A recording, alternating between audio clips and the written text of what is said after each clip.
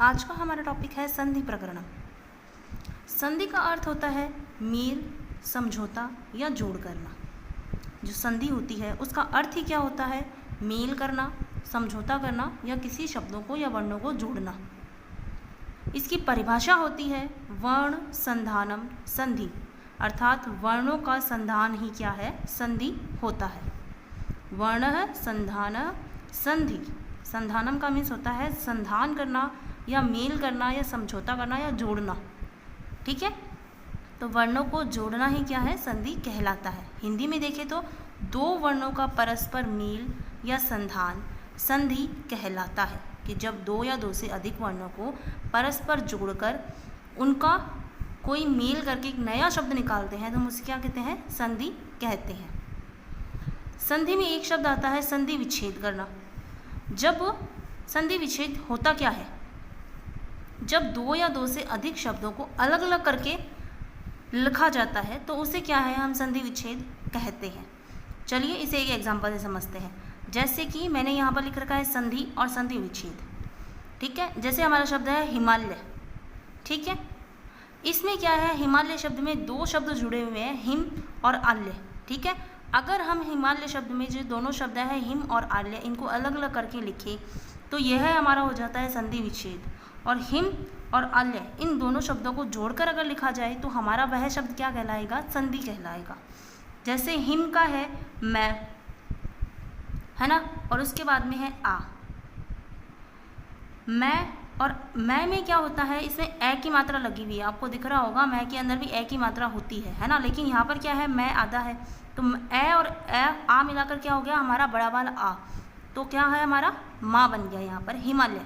ऐसे ही एग्जाम्पल है सज्जन, जो सद और जन दो शब्दों से मिलकर बना है। अगर इन दोनों शब्दों को जोड़कर लिखा जाए तो हमारा शब्द बन जाता है सज्जन, और इन्हीं दोनों शब्दों को अलग अलग करके लिखा जाए तो हमारा वह संधि विच्छेद कहलाता है। तो दो शब्दों को जोड़कर लिखना तो हमारी संधि कहलाता है, और दो शब्दों को अलग अलग करके लिखना संधि विच्छेद कहलाता है। विच्छेद का मीन्स ही क्या होता है? अलग करना। ठीक है, आई होप आपको संधि और संधि विच्छेद के बारे में पता चल गया होगा। अब इसके बाद में आते हैं हमारे संधि के भेद। संधि के हमारे तीन भेद होते हैं। पहला अच संधि अर्थात स्वर संधि, दूसरी हल संधि अर्थात जिसे हिंदी में कहते हैं व्यंजन संधि, और तीसरी होती है विसर्ग संधि। जो विसर्ग ऐसी दो मात्रा लगी हुई होती है शब्द के पीछे, उसे जिसे हम विसर्ग कहते हैं, तो वह हमारी क्या होती है? विसर्ग संधि। ठीक है, स्वर अर्थात ए आ ई जो हमारे स्वर होते हैं वह स्वर संधि। ऐसे ही व्यंजन संधि अर्थात क ख ग घ ड़ जो व्यंजन्स होते हैं हमारे, उन्हें हम संस्कृत में हल कहते हैं। तो संधि के क्या है? तीन भेद होते हैं। अच अर्थात स्वर संधि, हल अर्थात व्यंजन संधि, और तीसरी हमारी विसर्ग संधि। अब अच संधि क्या होती है?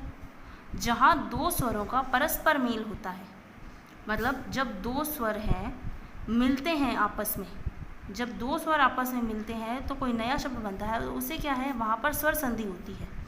लेकिन जहाँ पर व्यंजन वर्णों का परस्पर मेल होता है ना, जहाँ पर व्यंजनों को मिलाया जाता है, जो हमारे व्यंजन होते हैं क ख ग, उनमें परिवर्तन करके कुछ नया शब्द बनता है, तो वहाँ हमारी होती है व्यंजन संधि। ठीक है, और तीसरी है हमारी विसर्ग संधि अर्थात जहाँ विसर्ग के स्थान पर परिवर्तन होता है। जो हमारा ये विसर्ग है इसके स्थान पर अगर कुछ आए या यह किसी के स्थान पर आए तो वहाँ पर क्या है? हमारी विसर्ग संधि होती है। संधि में हमारी क्या है? दो शब्द होते हैं, एक प्रथम शब्द और दूसरा द्वितीय शब्द। प्रथम शब्द में क्या होता है? जब भी हम संधि करते हैं तो प्रथम शब्द का अंतिम वर्ण, जैसे हमने अभी वहाँ पर एग्जाम्पल लिया था हिमालय, है ना, तो उसमें एक प्रथम शब्द था हिम और दूसरा शब्द था आल्य। यस, तो इसमें ये जो हिम शब्द है वह हमारा प्रथम शब्द था और द्वितीय शब्द था हमारा आल्य। ठीक है, इन्हीं दो शब्दों से मिलकर बना था हमारा क्या है? हिमालय। इन्हीं दो शब्दों से हमारा शब्द मिलकर बना था हिमालय। ठीक है, जब भी हम संधि करते हैं तो हमें यह बात याद रखनी है कि जब भी हम किसी भी शब्द की संधि करेंगे तो हमें शब्द कौन से ध्यान में रखने हैं? प्रथम शब्द का अंतिम वर्ण। हमें सिर्फ दो वर्णों पे ध्यान देना होता है, एक प्रथम शब्द का अंतिम वर्ण जो भी लास्ट वर्ण होता है वो, और एक द्वितीय शब्द का प्रथम वर्ण जो भी द्वितीय शब्द होता है हमारा उसका प्रथम वर्ण। इन्हीं दोनों की संधि होती है। बाकी ये जो शब्द होता है पीछे वाले, इस शब्द में प्रथम शब्द में आगे वाला और द्वितीय शब्द में पीछे वाला शब्द, इन पे कोई भी प्रभाव नहीं पड़ता है। ठीक है, जब भी संधि होगी प्रथम शब्द का अंतिम वर्ण होगा और द्वितीय शब्द का क्या है, प्रथम वर्ण होगा। उन्हीं की संधि होगी या उन्हीं का जो भी हम रूल लगाते हैं, स्वर संधि होती है, व्यंजन संधि होती है, चाहे कोई सी भी संधि पढ़े उसमें प्रथम शब्द का अंतिम वर्ण होता है और द्वितीय शब्द का प्रथम वाला वर्ण की ही संधि की जाती है। ठीक है, आई होप आपको ये समझ में आ गया होगा। अब चलिए सबसे पहले हम पढ़ते हैं स्वर संधि। H अर्थात स्वर संधि। जो स्वर संधि होती है उसके 8 भेद होते हैं।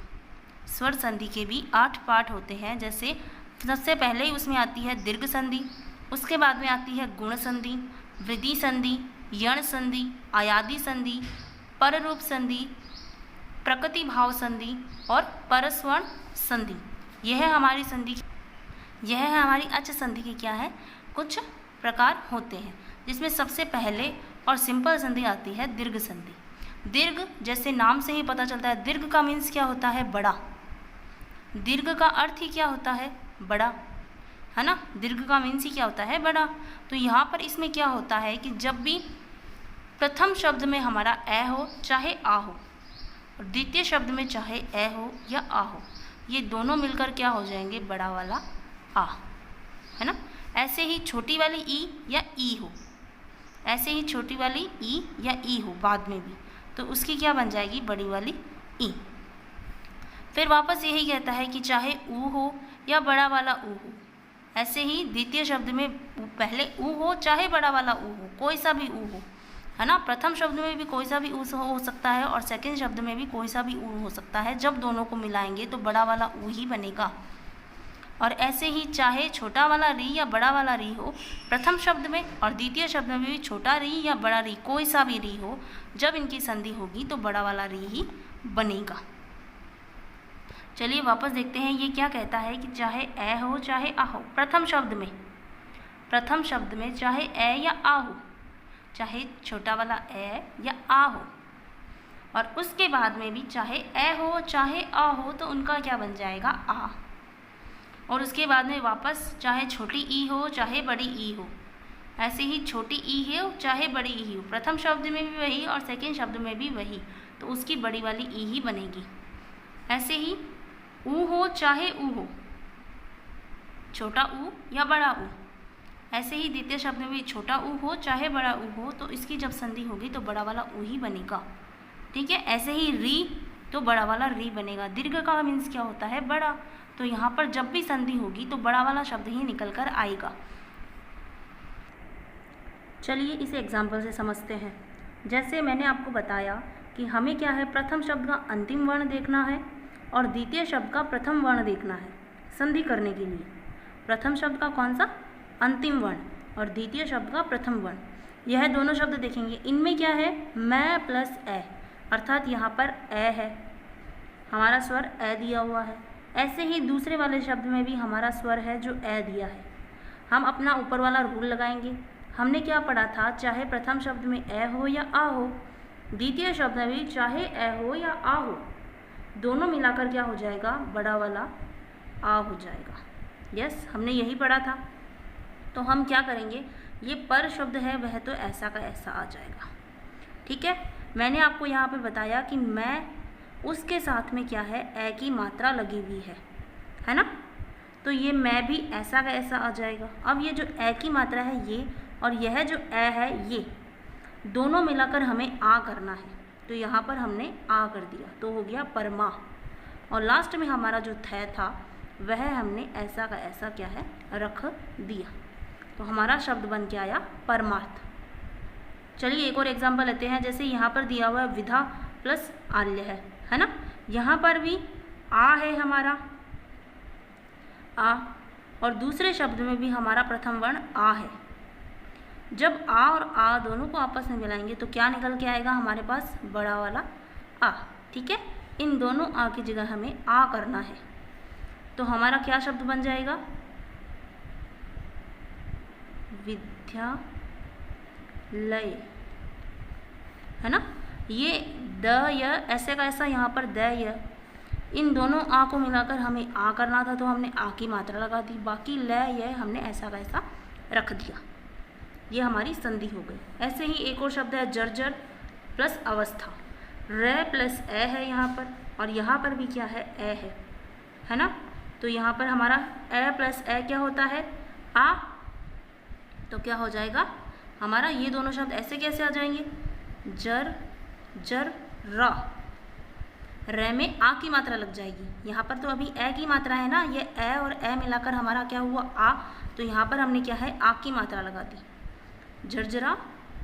और लास्ट में क्या हो जाएगा हमारा, वस्था, जर्जरा वस्था। ऐसे ही एक और एग्जाम्पल, कवि प्लस ई। यहाँ पर छोटी वाली ई की मात्रा और यहाँ पर बड़ी वाली ई की मात्रा, दोनों को जब मिलाएंगे तो हमारी क्या हो जाएगी, बड़ी वाली ई की मात्रा, है ना। तो देखिए क्या हो जाएगा हमारा, कै ऐसा का ऐसा, वी में हमें बड़ी वाली ई की मात्रा, जो वह शब्द है इसमें हमने यहाँ पर बड़ी वाली ई की मात्रा लगानी है, और बाद में स्वर, कविश्वर। ठीक है। ऐसे ही अतीव है, छोटी ई की मात्रा छोटी ई की मात्रा दोनों जगह है, दोनों को मिलाकर बड़ी वाली ई की मात्रा करनी है, तो हमारा यहाँ पर क्या हो जाएगा, अतीव। ऐसे ही भानु प्लस उदय, तो क्या हो जाएगा, ऊ प्लस ऊ है, दोनों को मिलाकर बड़ा वाला ऊ करना है, तो क्या हो जाएगा हमारा, यहाँ पर नए पे बड़ी वाली ऊ की मात्रा आ जाएगी, और भानुदय, भानुद्य। फिर ऐसे ही यहाँ पर भी ऊ की मात्रा, और वापस यहाँ पर ऊ, ये बड़ा वाला ऊ, छोटा वाला ऊ, दोनों मिलाकर क्या हो जाएंगे हमारा बड़ा वाला ऊ, तो हमारा क्या हो जाएगा, वधु परी। फिर ऐसे ही शब्द है पितृ ऋण, री और री मिलाकर हमारा क्या है, बड़ा वाला री हो जाएगा, तो हमारा शब्द क्या बनेगा, पितृ ऋणम। ऐसे ही कर्त ऋणी, क्या हो जाएगा हमारा शब्द, कर्त ऋणी। ठीक है, ये हमारी होती है दीर्घ संधि।